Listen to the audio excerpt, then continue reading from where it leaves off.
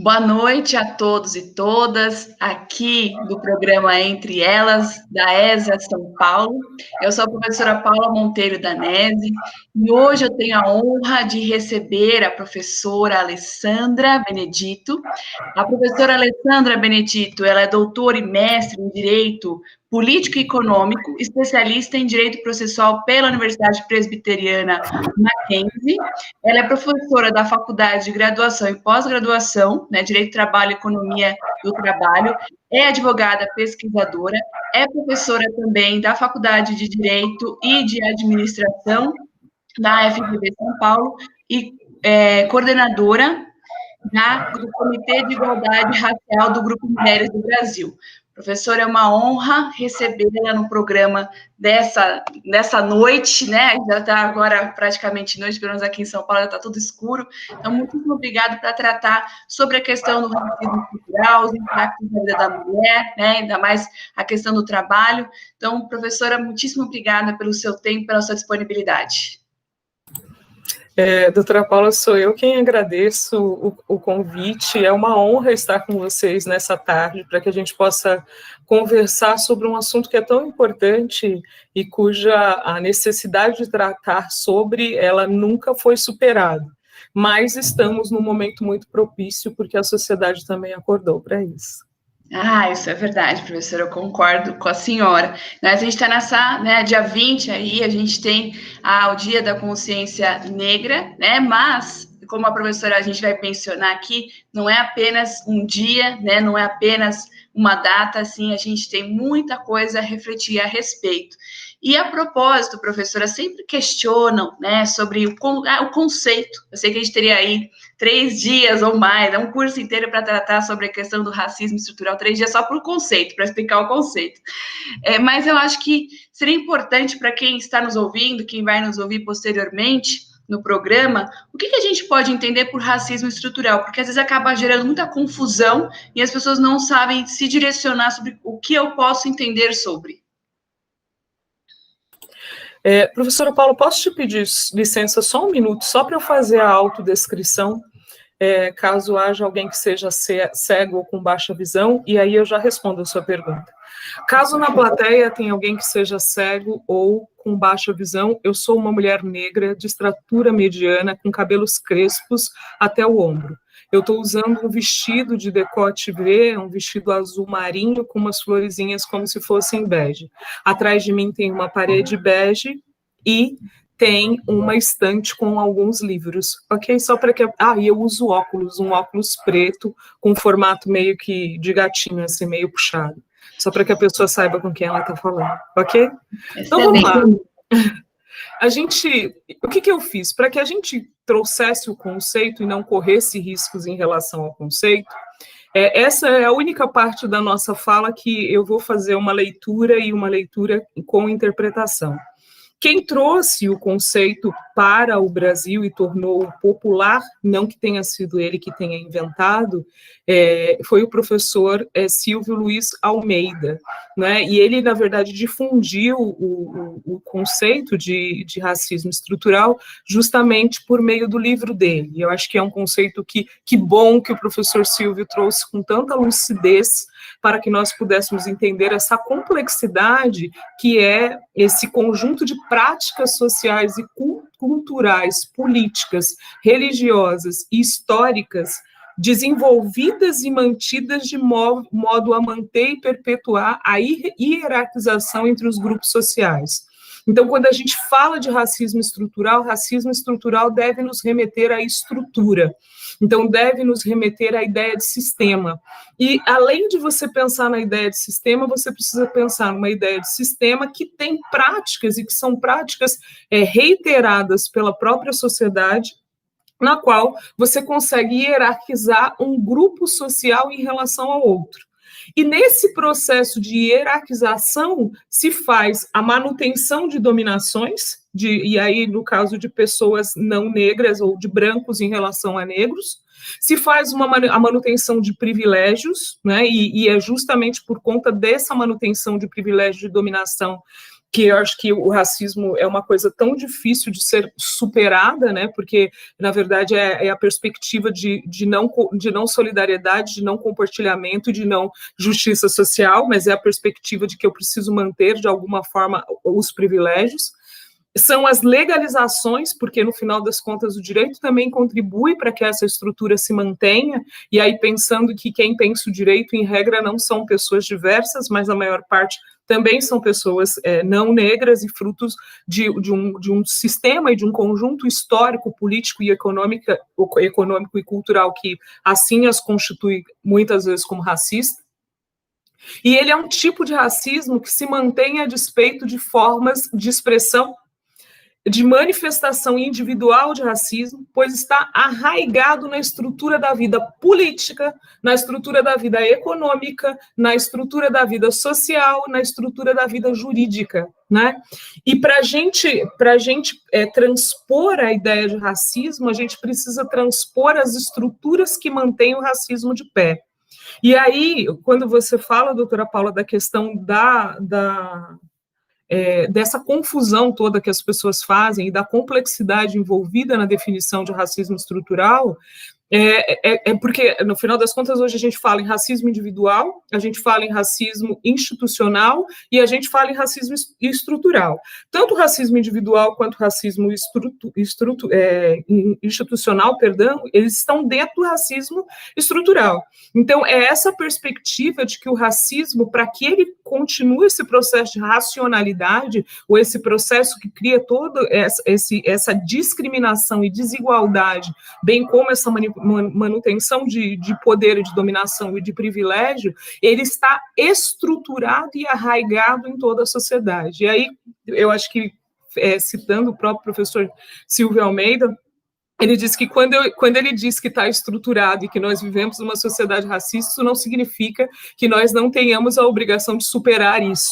Muito pelo contrário, mas é que conhecer como isso se estrutura faz com que a gente entenda por que o racismo se consolida e por que a sociedade se organiza de forma a manter essa estrutura de racionalidade, que também é uma estrutura de poder, de manutenção de poder de um ser humano em relação ao outro, mesmo que a gente esteja falando de mais de 50% da população brasileira. Uma vez que hoje a gente tem aí cerca de 56% da população brasileira que auto se declara preta ou parda. E eu costumo dizer que isso porque a gente não tem dados atualizados, nossos dados estatísticos estão bem desatualizados, e a gente não conseguiu realizar o censo que deveria ser, ele é decenal, ele deveria ser feito nesse ano, e ele não foi feito. E além dele não ter sido feito por conta da pandemia, óbvio que é por força maior, a gente provavelmente vai ter alguma alteração, inclusive na metodologia, para poder abrir um pouco isso, né, e olhar para esse momento, que é um momento tão crítico para a população negra. Excelente, professora. Acho que foi uma explicação super clara sobre o conceito do racismo estrutural. Eu tenho buscado ler cada vez mais sobre, eu me considero aí uma pessoa ignorante em relação ao tema, e quanto mais eu leio, eu me sinto mais ignorante em relação ao tema. Eu acho que é um diálogo que realmente falta. As pessoas, acho que nesse exato momento, eu vejo um movimento, mas talvez, eu sempre falo para os alunos, né, a gente acaba vivendo numa bolha, né, cada um tem a sua própria bolha, mas eu vejo um movimento positivo de pessoas buscando saber sobre, né, não vendo uma questão de fato, mas de onde viemos e quais são as consequências, como a professora muito bem mencionou. E aí, pegando até um pouco o gancho, professora, do que a senhora mencionou em relação ao racismo e a questão do Covid, houve aí algum impacto com relação à pandemia e a questão do racismo ou a questão da discriminação? Como que a senhora enxerga esses impactos? Tá. Paula, obrigada pela pergunta, excelente pergunta. Na verdade, a pandemia, ela só fez evidenciar aquilo que nos constitui e de que forma que o racismo se estrutura e se reestrutura dentro de uma sociedade que escravizou durante quase 400 anos pessoas negras, trazendo-as obrigadas da África. Do que a gente está falando quando a gente fala de pandemia? A pandemia, ela evidenciou, na verdade, todo o processo de vulnerabilidade, de precariedade que vive a maior parte da população negra. Então, quando a gente fala de um tempo pandêmico e a gente continua na pandemia, apesar das vezes a gente ter a impressão de que a vacina chegou em alguns recantos e em outros não, mas, para além disso, a gente continua na pandemia e continuamos vivendo com riscos, e riscos que afetam com mais incidência a população negra. Por quê, Alessandra? Afeta com mais incidência a população negra e, de uma forma especial, afeta a mulher negra. Eu acho que a primeira coisa que a gente precisa olhar é que a população negra, em regra, ela tem acesso a menos direitos fundamentais que quaisquer outros grupos populacionais étnicos que a gente tenha sobre o território brasileiro. E o que isso significa? A Alessandra está dizendo para mim que não existem pessoas não negras que vivam em condições de miserabilidade. Não é isso que eu estou te falando. Só estou te dizendo que, proporcionalmente, as pessoas negras são quem vivem em maior número em condição de precariedade e de vulnerabilidade. E por que você está dizendo, então, que não se tem direito ou se tem menos acesso ou direito a direitos fundamentais? Que a própria cidadania, essa perspectiva de ser cidadão, na verdade, ela vem de alguma forma cindida, ela vem de alguma forma partida. Porque você precisa lembrar que a Covid, ela é uma doença que, primeiro, afeta aquele que afeta com maior incidência, com maior probabilidade de morte, pessoas que já tenham comorbidades. A maior parte dessas comorbidades são doenças que a população negra carrega com maior incidência, como é o caso do diabetes, como é o caso da pressão alta, como é o caso da obesidade mórbida, entre outras coisas. Para além da questão da saúde, e aí a gente está falando também de segurança alimentar, e que a população negra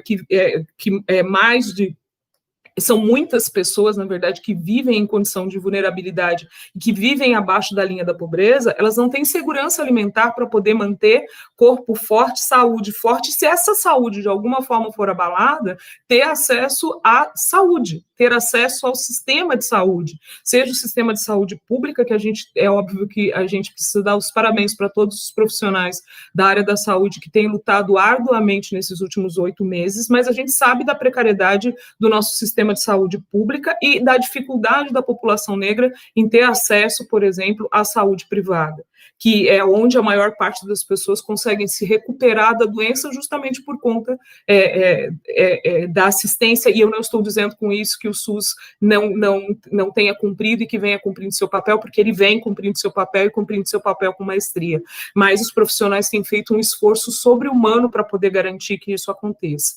Você tem a questão da própria moradia. A maior parte da população negra vive nas regiões periféricas do país, muitas em situação de comunidades com precariedade no espaço físico onde se mora, ou seja, o espaço físico onde se mora é muito pequeno, além de ser pequeno, não tem água potável ou não tem espaço físico para que todas as pessoas da família, de alguma forma, estejam acomodadas, e não tem água para que se faça a higiene da forma que é necessária. Não se tem água, não se tem sabão em quantidade suficiente, né? E, para piorar a situação, essas pessoas são as pessoas que ou não pararam de trabalhar ou perderam, em grande parte, os seus empregos assim que a pandemia começou. Então, pensando que a maior parte dos trabalhadores domésticos são mulheres negras, essas mulheres negras acabaram perdendo os seus postos de trabalho, seja no trabalho doméstico, ou seja, em outras funções que são funções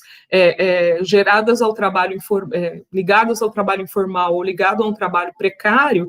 A população negra é sempre quando a gente fala em crise de mercado de trabalho, ela é sempre a primeira a cair do mercado de trabalho formal e geralmente os últimos a voltar. E mesmo vivendo em condição de informalidade para gerar renda, a gente tem grande parte da população negra que também parou de gerar a renda, o fluxo de renda que gerava para poder fazer a manutenção da própria existência. Então, só de longe a gente já falou de saúde, já falou de segurança alimentar, já falou de moradia, e quando a gente fala de volta ao trabalho, ou quando a gente fala de segurança para chegar ao trabalho, essas pessoas usam transporte público. E a gente não precisa fazer sacrifício nenhum, que se você jogar transporte público nas grandes capitais, você vai perceber que como é que se garante segurança? Pura e simplesmente por vias das máscaras. Será que aquele ar-condicionado daqueles ônibus que eles dizem que trocam de tanto em tanto os filtros, será que a limpeza das acomodações ela é feita realmente do jeito que dizem que é feita? Como é que eu faço para não encostar em alguém, sendo que eu estou dentro de um ônibus lotado? Então, a gente tem a questão da mobilidade urbana, então a gente tem uma série de questões que a população negra já sofria com elas e que, no momento da pandemia, essas questões elas se tornaram mais gritantes. E aí, o Covid com morte, ele pode agredir a todas as camadas da sociedade, mas ele tem código postal, né? E ele mata com maior incidência e com menor quantidade de cômputo de dados estatísticos nas regiões periféricas e mata com maior incidência da população negra. Nossa, professora, foi, assim, uma verdadeira aula, essa resposta, essa pergunta, e de sensibilização, além de tudo, em relação à questão, como a senhora mencionou, o impacto, ele vai para diversos setores, né, da vida da pessoa, e às vezes a gente foca só na questão da saúde, esquece da questão do transporte, ou esquece da segurança alimentar, sendo que está tudo junto, né, sendo que a gente pensa no princípio da dignidade da pessoa humana, e cadê ele nesse exato momento, quando a gente tem tantas micro-violações ou macro-violações, como a senhora mencionou. E eu estou até emocionada com a sua resposta, professora. Acho que é uma sensibilidade que eu, por isso mesmo, que eu acho que o programa tem esse grande potencial para as pessoas poderem assistir e reassistir, para poder aí aprender com a senhora. Então, partindo para a nossa próxima questão, aí unindo também o que a senhora mencionou sobre as mulheres negras, né? O racismo, ele impede a mulher de fruir plenamente dos seus direitos, né, por diversas formas.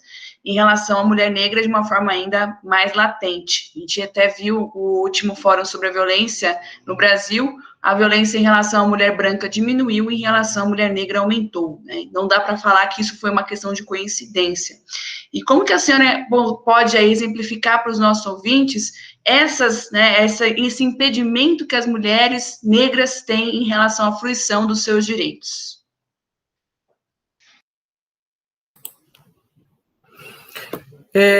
Eu acho que quando a gente fala de mulheres negras, pensando em como a sociedade brasileira se organizou, e acho que a gente precisa colocar duas coisas que são importantes, ou como tem sido chamado hoje, que é a questão da interseccionalidade, né?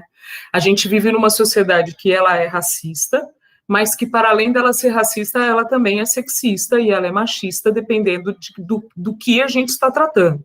Inclusive, quando a gente fala de violência, quando a gente fala de violência doméstica, nos mais diversos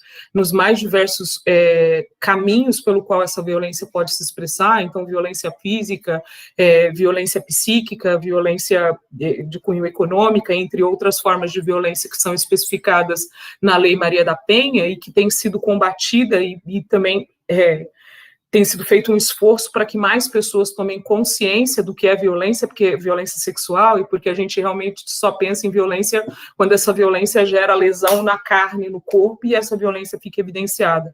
Mas a gente sabe que existem outras formas de violência que também matam, né? Ou que fazem um trajeto para que a morte aconteça. E quando a gente fala dessa morte, que é uma morte psíquica, muitas vezes, mas que vai matando aos poucos, é como se o veneno fosse ingerido todos os dias, a gente também está falando de morte psíquica, está falando de morte física, e quando se fala de mulheres negras, desde o momento durante a escravidão e no pós-escravização, mulheres negras sempre tiveram mais dificuldade em ter acesso à proteção.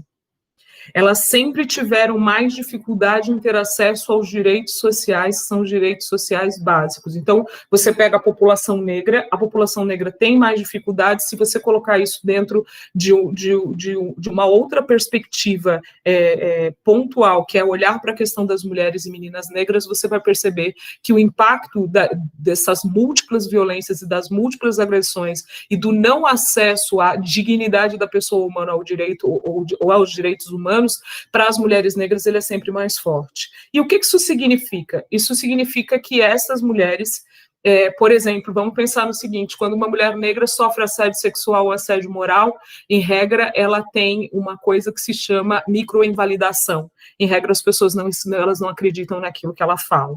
Se for no ambiente de trabalho, não acreditam e depositam a culpa sobre as costas dessa mulher. Você tem a mulher negra sendo objeto, colocada como objeto e colocada como um objeto de desejo dentro de um processo de coisificação, no qual essa mulher é inferiorizada. Você tem a mulher negra, por exemplo, pensando em saúde, como a gente conversou agora há pouco.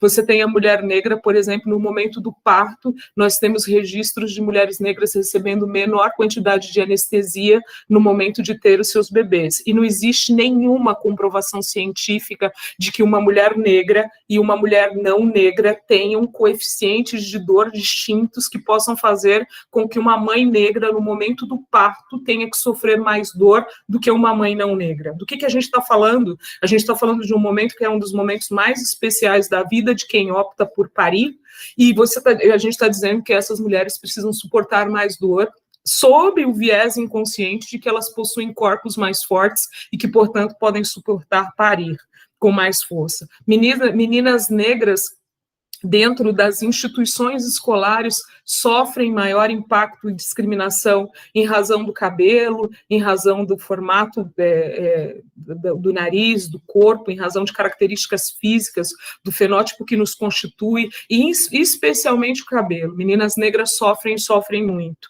E quando a gente fala de meninas negras e quando a gente pensa em acesso a direitos fundamentais, meninas negras vão para o mercado de trabalho formal ou informal muito mais cedo do que meninas de quaisquer outros grupos raciais. E por que eu vou falar disso? Não pelo trabalho, mas por o que é negado a essas meninas, que é o direito a brincar. Muitas vezes é o acesso e a permanência na educação, quando a gente pensa em educação básica, porque a prioridade pode não ser necessariamente estudar, mas a prioridade pode ser ficar dentro de casa e ajudar nos afazeres domésticos. Então, quando a gente fala de divisão social e de divisão sexual do trabalho, todos os impactos dessa divisão social e sexual do trabalho também são mais pesados sobre os ombros de meninas e mulheres negras. E isso começa mais cedo e termina mais tarde, porque elas também têm dificuldade de acesso à proteção social. Proteção da Previdência Social, ela é dada àqueles que conseguem contribuir, ou se você não contribuiu, ela será muito minimalista ao final da vida. Isso significa trabalhar até a hora da morte.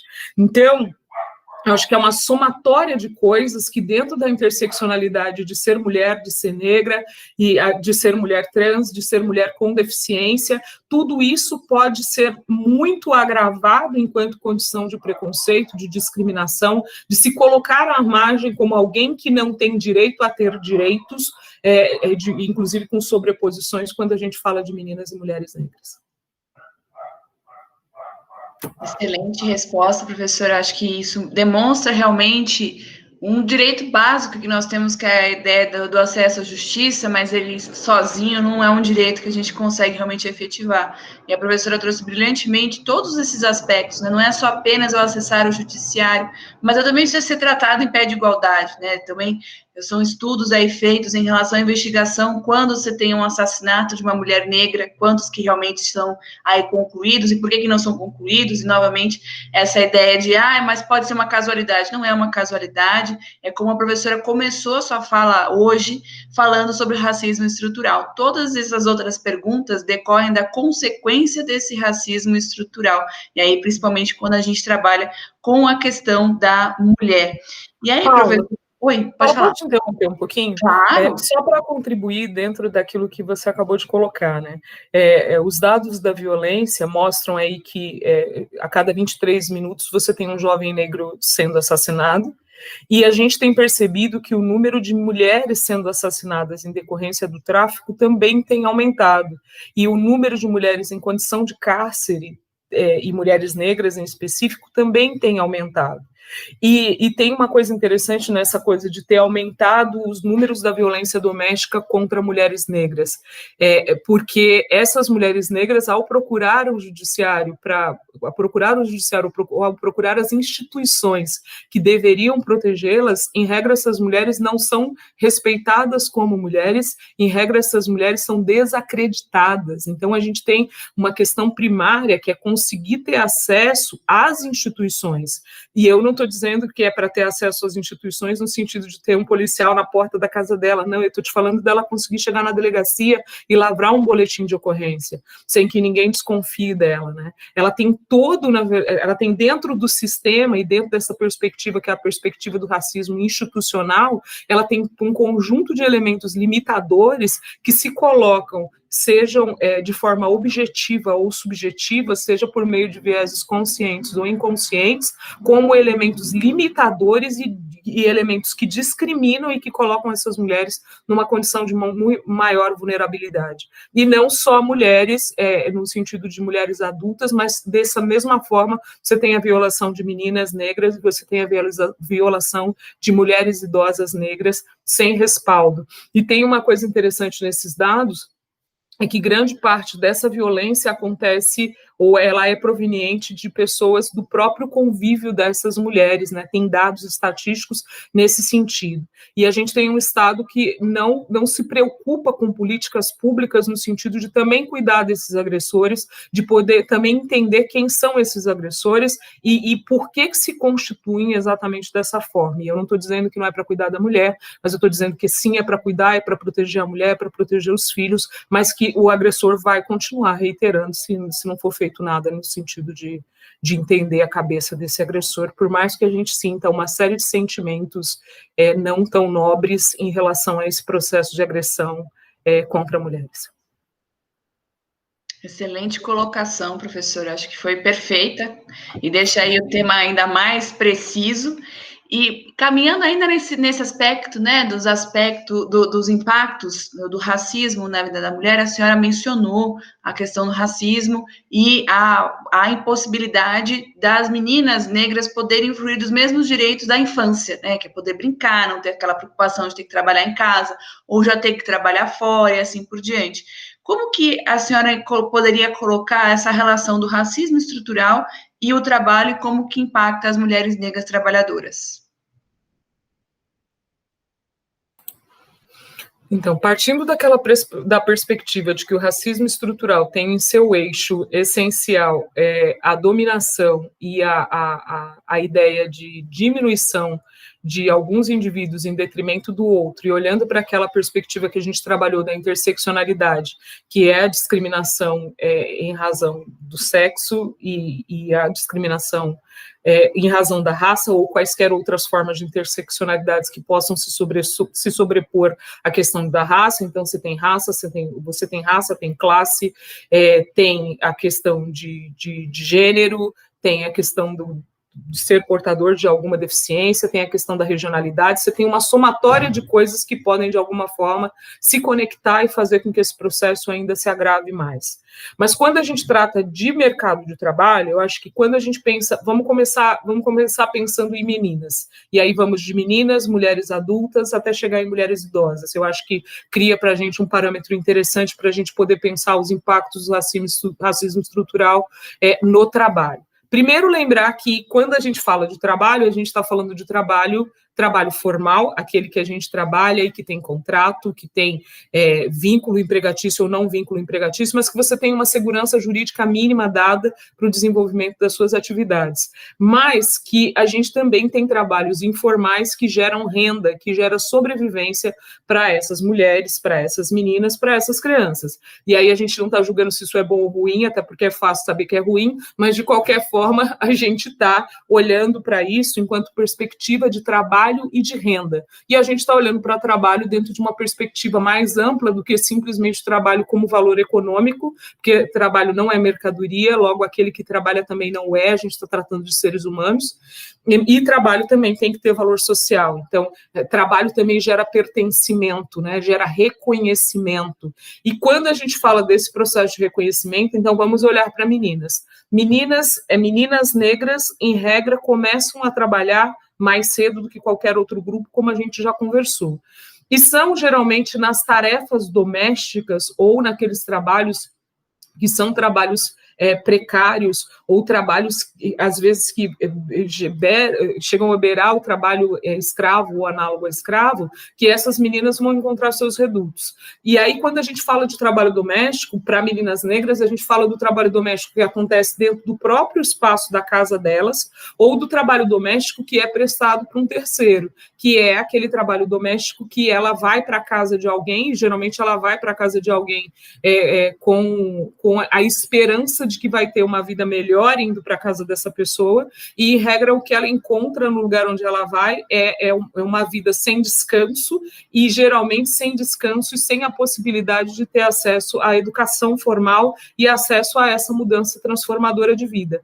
E, para completar a situação, infelizmente, algo que era muito comum durante o processo de escravização do negro no Brasil, ou de escravidão, a gente, ainda nos dias de hoje, a gente tem violência sexual acontecendo contra meninas negras com maior incidência do que qualquer outro grupo. Elas são menos protegidas, e dentro dessa perspectiva de exploração de trabalho doméstico, muitas vezes essas meninas, elas são assediadas e elas são abusadas sexualmente por pessoas que residem dentro desses espaços físicos e que, teoricamente, disseram às famílias dessas meninas que iriam protegê-las. Então, você tem a questão do trabalho e do esgotamento físico, do não acesso à educação, do não direito à brincadeira, da exposição à possibilidade do assédio moral e do assédio sexual, e muitas vezes não só do assédio, mas como a consumação do estupro, e do estupro de forma continuada, porque como ela não tem para quem gritar, ela, em regra, fica anos até que ela tenha condições de sair daquele ambiente e contar para alguém que acredite nela, porque tem isso também, né? Precisam acreditar para que ela consiga se libertar, contar para alguém que acredite nela para que ela possa sair daquele reduto. Então, a menina negra, ela corre risco disso. E aí a gente precisa lembrar que a gente vive num Brasil de vários Brasis, né? Que nem tudo é igual do Ayapoca ao Achuí, muito pelo contrário, a gente tem uma multiplicidade de comportamentos e de cultura que podem levar a essa conduta, e que famílias podem entregar seu bem mais precioso para que outras famílias lhe tirem, por exemplo, do campo e levem para a cidade, na esperança de que essas meninas, de alguma forma, terão uma vida melhor do que aquela que elas teriam se elas estivessem nas casas delas, o que nem sempre é verdade. Mas, ou na maior parte das vezes, não. E dentro da própria casa tem a questão de que essas meninas são responsáveis, às vezes, pelos irmãos menores, elas são responsáveis pelos idosos e pelos doentes que estão na casa, uma vez que a gente tem o problema da própria divisão sexual do trabalho, e nessa divisão sexual do trabalho, o trabalho de cuidados fica renegado às mulheres, se essa mãe, se essa avó, porque às vezes você tem um fluxo geracional de 4 gerações em 60 anos.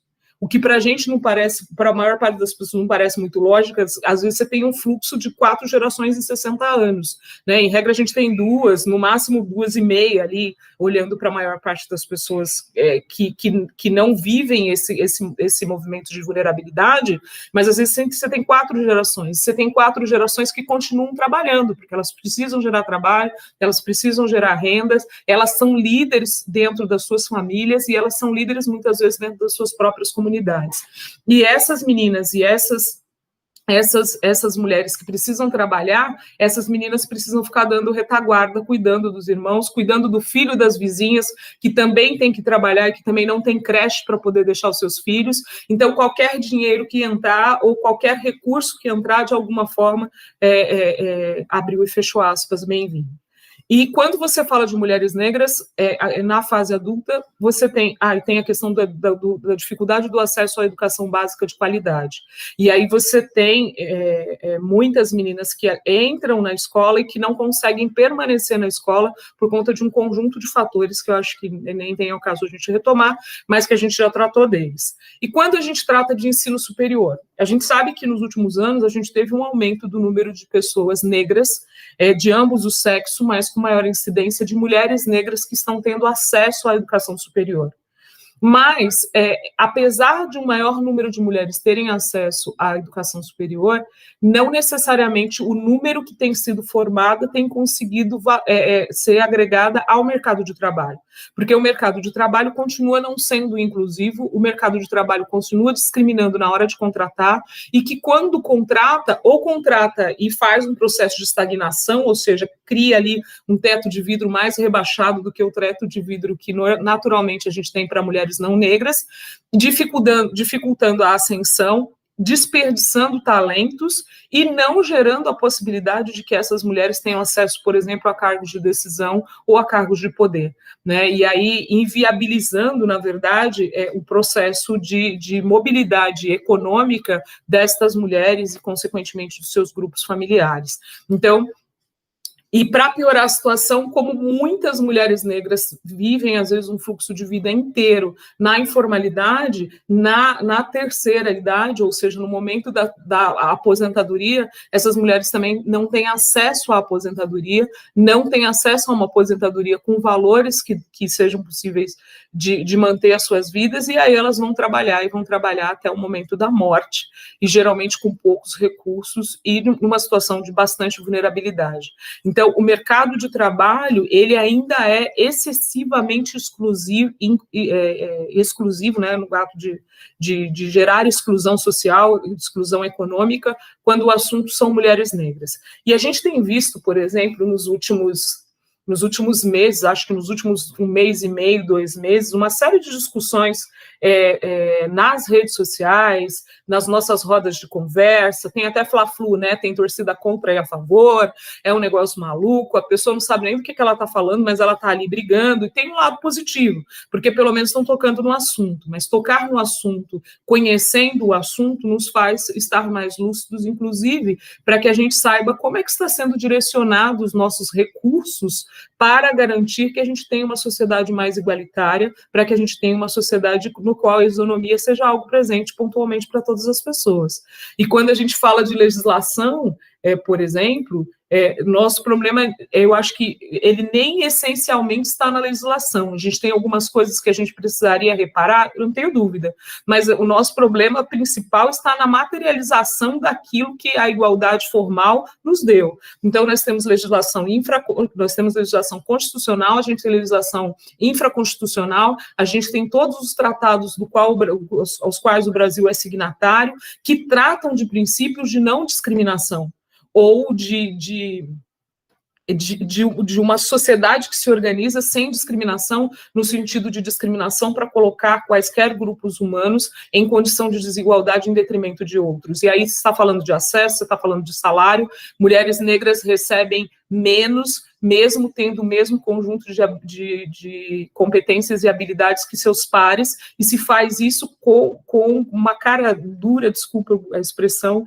mas é isso mesmo, se faz isso com uma ausência de vergonha, como se o trabalho de uma mulher negra tivesse um valor menor do que o trabalho de quaisquer outras pessoas. Então, você tem dificuldade no acesso, você tem dificuldade na remuneração, você tem dificuldade na ascensão, e você tem, na verdade, uma maior vulnerabilidade ao desemprego. E, no entanto, essas mulheres continuam produzindo, essas mulheres continuam gerando valor para a própria estrutura da economia, e a gente tem pouco sendo feito nesse sentido. Então, esse momento que a gente tem vivido agora, de reflexão da sociedade e muito da iniciativa privada olhando para garantir inclusão racial dentro dos seus ambientes organizacionais, fazer o recorte de gênero, ou seja, olhar também para a questão das mulheres negras, me parece bastante primordial, porque eles vão ter que olhar para as questões dos negros, mas eles vão ter que olhar também para a questão de gênero, para a questão da interseccionalidade e o quanto isso impacta mulheres negras dentro dos ambientes corporativos e não corporativos. Nossa, professora, uma verdadeira aula essa resposta. Muitíssimo obrigada. E várias questões passando na minha cabeça enquanto a senhora falava, realmente a gente ainda peca muito, né, nessa discussão sobre, e aí a gente vê decisões, né, saiu faz o que, 1 mês e meio, mais ou menos, uma decisão em que uma determinada juíza, ela se pautou na questão racial para decidir, então, como que isso está, né, no judiciário, ou seja, não basta todos os desafios para você chegar ao acesso à justiça, você chegar lá não é uma garantia que você terá aí realmente essa isonomia por conta de toda a discriminação. Aí você tem aquela questão do menino Miguel, que na minha concepção, eu acho que faltou aí realmente um maior engajamento midiático de conscientização, ou seja, quantos Miguéis a gente não tem no Brasil, né, quantas mães do menino Miguel nós não temos no Brasil, e diversos outros aspectos aí da inclusão ou não inclusão, né, de iniciativas, como a professora mencionou, públicas e também privadas nesse sentido. Mas, para além dessa reflexão, acho que eu também, não sei se eu já comentei com a senhora, quando eu conheci, aí para todo mundo, quando eu conheci a professora Alessandra, eu falei, meu Deus, que poder, né? A professora Alessandra, ela um conhecimento, assim, e eu imaginei, eu falei, nossa, como que a professora Alessandra, ela superou, né? Porque enquanto mulher, a gente passa por várias dificuldades, mas como a professora mencionou, tem a questão da interseccionalidade, né? Que seria aquela questão do gênero composto. E eu fico imaginando, eu fico colocando sempre, quando eu posso, mencionar a professora, ela também vai estar num congresso com a gente no final do ano, em dezembro. Então, essa questão da educação, né, da formação, quantos desafios a professora pode ter aí enfrentado, e com certeza enfrentou, né, ter feito direito, etc. Então, acho que é uma oportunidade gigantesca poder aprender com uma pessoa que traz ali uma bagagem incrível e consegue tratar de uma forma muito clara. A professora Alessandra sempre foi muito objetiva, em qualquer tipo de assunto, a professora sempre foi muito objetiva e muito clara, mas eu falo, nossa, preciso aprender muito a respeito do tema de gênero, a questão racial, mas assim, professora, não era algo que a gente tinha combinado em relação a isso, mas se a senhora tivesse um ponto a ressaltar na sua história, né? Porque, como eu falo, o programa Entre Elas é de mulheres para mulheres, e esse espaço é um espaço da senhora nesse exato momento. Então, eu sei que a gente tem mais um ponto a tratar, mas a gente está bem ainda no tempo, sei que a senhora tem aula logo em seguida, então eu vou ir rápido nesse ponto, mas se a senhora pudesse ressaltar um ponto na sua trajetória, né, porque às vezes a gente não sabe, mas nós somos exemplos para outras pessoas, eu tenho certeza que a senhora é exemplo para muita gente, que a senhora poderia aí ressaltar na sua trajetória para alguém que quer entrar no direito, ou que está na faculdade de direito, ou que está se formando, passando por dificuldades, enfim, ou pensa na questão, não é nem do direito, mas pensa na questão da justiça social. O que a senhora poderia ressaltar na sua trajetória, professora? Eu sei que tem várias coisas, mas se a senhora pudesse ressaltar uma nesses 5 minutos. Eu acho, Paula, que tem algumas coisas que elas são importantes, né? Eu acho que eu ressaltaria a questão da perseverança, mas eu também ressaltaria o núcleo familiar do qual eu sou originária, um pai e uma mãe humildes, mas que, especialmente, a minha mãe teve um papel primordial no sentido de que eu vou te ajudar a escrever a tua história de uma forma distinta daquela que foi a minha. E, se for preciso, eu darei a minha vida para que isso aconteça. E eu acho que isso foi muito relevante, e ainda que não seja a vida no sentido mais profundo do que isso signifique, ela estava ali, literalmente, dia após dia, auxiliando na multiplicidade de coisas que podiam se interpor como desafios, e que ela olhava e dizia assim, é um desafio, só que são 00:30, amanhã se levanta às 4. Ok? Vai dormir. E aí eu sei que podia doer mais nela do que em mim, eu não tenho dúvida de que doía mais nela do que em mim, mas assim, eu acho que tem essa questão, que é a questão familiar, que eu acho que é primordial, tem essa mulher negra que me pôs no mundo e que me deu luz e que dava os chacoalhões na hora que precisava, tem a questão das oportunidades também que foram surgindo na vida e que, de alguma forma, eu fui aproveitando todas as oportunidades que a vida foi me dando, algumas com consciência do que elas significavam, outras sem. Espera aí só um pouquinho que tem uma moça aqui me dando me dando água. Olha que bom, gente. Obrigada. A minha filha, Maria Fernanda. Olha só, que ótimo. Ela tem 9 anos e é a razão pelo qual a gente trabalha todos os dias, que o mundo dela seja, que o mundo da Alessandra fosse melhor do que o da Maria de Lourdes, que é a minha mãe, que está viva com saúde, graças a Deus, que o mundo da Maria Fernanda seja muito melhor do que o mundo da Alessandra, o mundo que me recebeu, e que o mundo de todas as garotas que estão vindo seja melhor do que daquilo que as mulheres que nos precederam, com o movimento de luta, derramamento de suor, de lágrima e de uma vida que se esvaiu, que tenha significado, né, dentro de tudo isso que está acontecendo. E aí eu acho que Fernanda, sua xará, ela é Maria Fernanda também, Maria Fernanda. Mas eu acho que tem essa coisa, e eu encontrei muitas pessoas que de alguma forma me ajudaram, e que me ajudaram não no sentido de me dar absolutamente nada, mas talvez de perceber que eu tinha muita vontade de alguma forma gerar transformação na minha própria vida, e de acreditar me dando a oportunidade. Então vai lá e me mostra que você dá conta disso, entendeu? Então eu acho que eu encontrei pessoas boas, às quais eu sou muito grata pela presença delas na minha vida. Eu tive uma família que não tinha dinheiro para sustentar toda essa estrutura, mas que tinha certeza de que o meu amanhã ia ser melhor do que o amanhã deles, e, consequentemente, que o passado de todos os que nos precederam. E eu tinha perseverança todos os dias. Eu acho que é isso. Professora, eu fiquei arrepiada, fiquei comovida, realmente foi um momento muito especial da nossa conversa de hoje.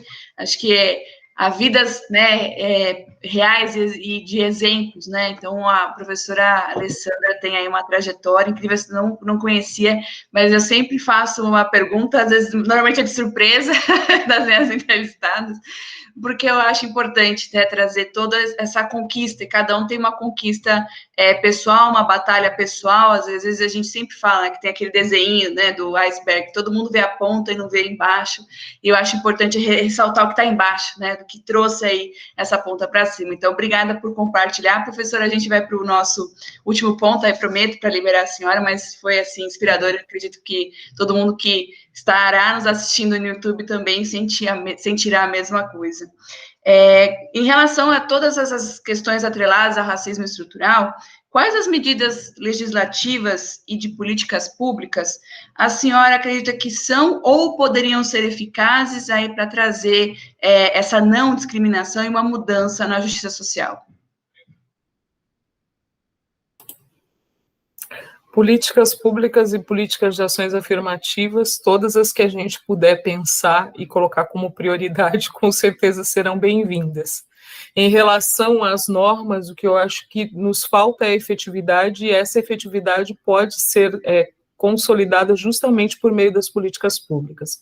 Nos últimos anos, Paula, você que também estuda direitos humanos, você sabe que a gente teve aí um desmonte das políticas públicas, inclusive dos órgãos que eram responsáveis por garantir que essas políticas públicas e que os recursos para essas políticas públicas fossem destinados, e que se olhasse para isso dentro de uma completude de necessidades e de agregação de recursos, né? A gente tem visto tudo isso com muita dificuldade, inclusive a produção de dados estatísticos, a gente tem visto que é cada vez mais rarefeito, né? Você vai procurar dados para você escrever um artigo, você fica procurando dados e às vezes você acha dados de 2016, aí você fala assim, o que eu faço? Eu ponho o dado ou não coloco o dado? Aí geralmente você coloca o dado, mesmo ele estando desatualizado, porque você fala melhor desatualizado do que não ter.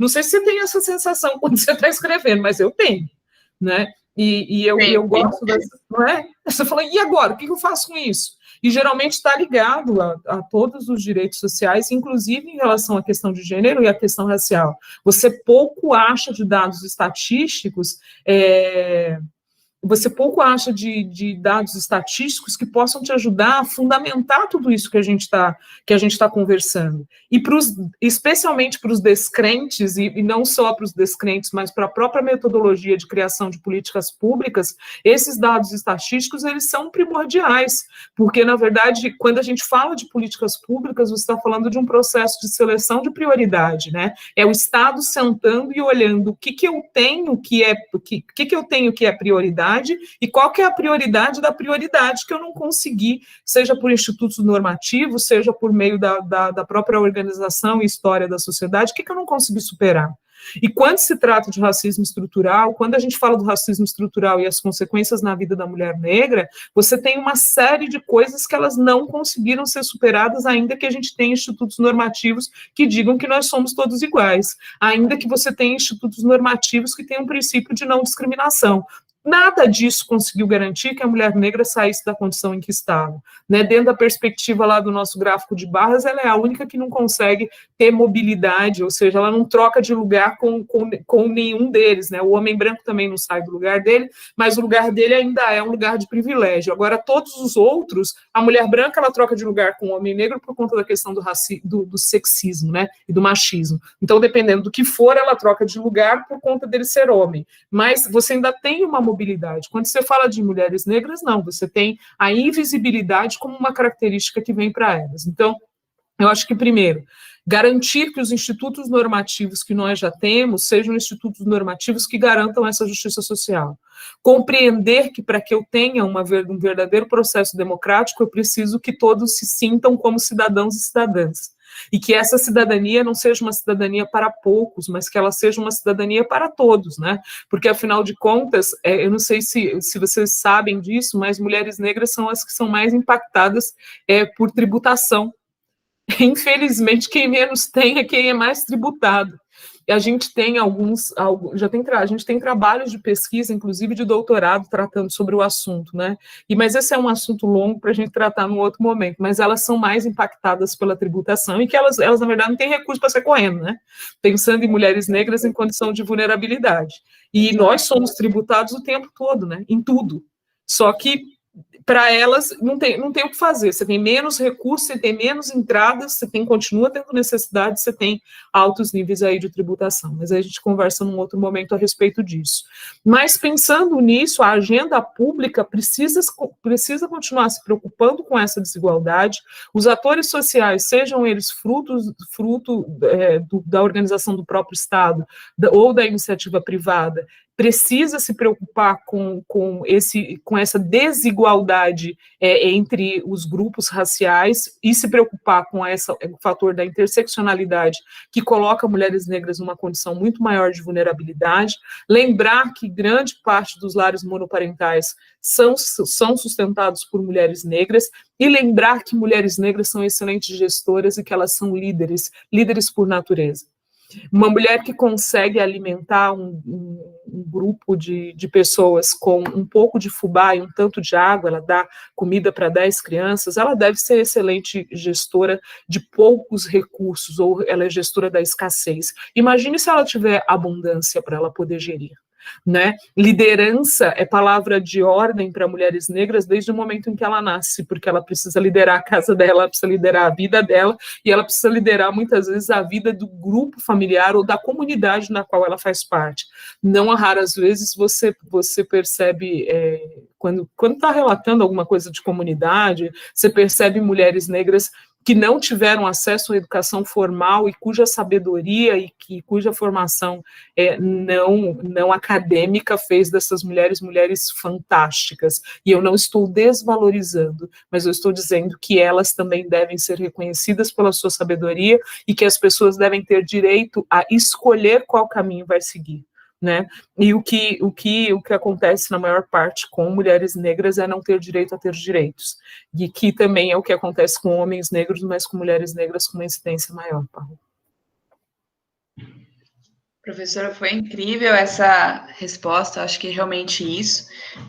Não há, de nenhuma forma, né, ter ressalva, né, que a professora mencionou, da liderança da mulher negra. Eu acho que é justamente o contrário, eu acho que a gente precisa realmente dar esse espaço, nós enquanto sociedade, nós enquanto sistema político, nós enquanto sistema jurídico, porque do pouco que eu leio, do pouco que eu li, né? Eu leio bastante, mas eu sempre sinto que eu não leio o suficiente sobre o tema.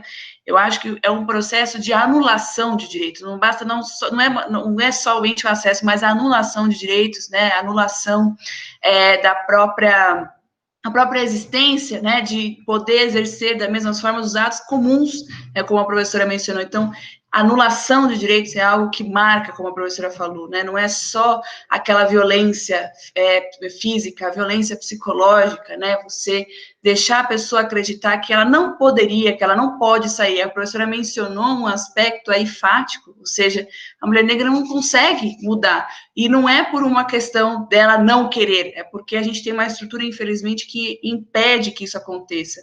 Então, acho que esse momento, essa tarde que nós tivemos agora, já realmente virou noite, eu acho que ela foi muito educativa, eu acho que, além de tudo, ela trouxe aí um aspecto de sensibilização em relação ao tema.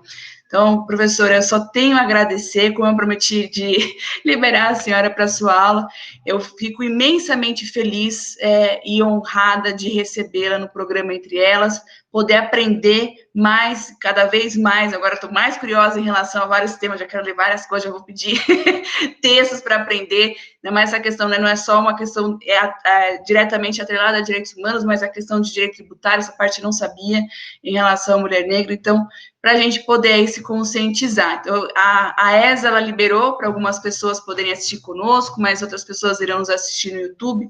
Então, eu só tenho a agradecer àqueles que estão nos ouvindo, que vão nos ouvir por essa tarde, agradecer ao tempo da professora Alessandra por compartilhar os seus conhecimentos conosco hoje. Posso? Claro. Eu só queria agradecer, Paula, obrigada pela oportunidade de aprendizado, oportunidade de compartilhar e de refletirmos juntos e juntas. Eu acho que nós somos só mulheres aqui, pelo menos na tela. Agradecer a cada uma das meninas e se tiver algum rapaz também, muito obrigada por ter estado conosco. Esse processo de reflexão é um processo de reflexão continuada. Eu vi que a Larissa está aí, um abraço, muita saudade de você. E foi um prazer ter estado aqui com vocês e ter feito esse bate-papo. Que venham outras oportunidades e sucesso, porque o programa é muito legal. Muito obrigada, professora. Até dezembro no Congresso. Muitíssimo obrigada, boa aula e até breve. Muito obrigada, professora da São Paulo. Tchau, tchau. Tchau, tchau.